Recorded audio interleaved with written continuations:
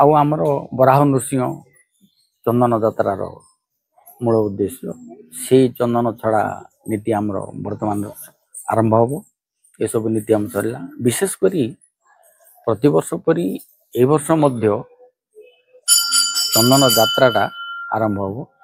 ଚନ୍ଦନ ଯାତ୍ରାର ସନ୍ଧ୍ୟାର ଆମର ଚନ୍ଦନ ପୋଖରୀରେ ଚାପ ଖେଳିବା ପାଇଁ ମଦନ ମୋହନ ବାହାରିବେ। ଆଉ ବିଶେଷ କରି ଆମର ଜିଲ୍ଲା ପ୍ରଶାସନ, ଓଡ୍ରାଫ କମାଣ୍ଡାଣ୍ଟ ଆଉ municipality chairman, executive officer, sub collector, emergency section, police ବାହିନୀ ବହୁତ ସହଯୋଗ କରି ଗତ ଥର ଆସିଥିଲେ। ଏଥର ବି ପୂର୍ଣ୍ଣ ସହଯୋଗ କରି ଆସିଛନ୍ତି। ଆଜିଠୁ ଜଗନ୍ନାଥଙ୍କର ଇଚ୍ଛା ଆରମ୍ଭ ହେବ। ଗତ ବର୍ଷ ଯେମିତି ଶାନ୍ତି ଶୃଙ୍ଖଳାରେ ପାଳନ କରିଥିଲୁ, ଏ ବର୍ଷ ମଧ୍ୟ ସଂକୀର୍ତ୍ତନ ସହିତ ଆମେ ଯିବା ପାଇଁ ଚାହୁଁଛୁ। ଆଉ ତେଣୁ ଆମେ ସମସ୍ତଙ୍କର ସହଯୋଗ କାମନା କରୁଛୁ। ମନ୍ଦିର ତରଫରୁ ଆଉ ଜିଲ୍ଲା ପ୍ରଶାସନ ତରଫରୁ ସହଯୋଗ ଦେଇଛୁ।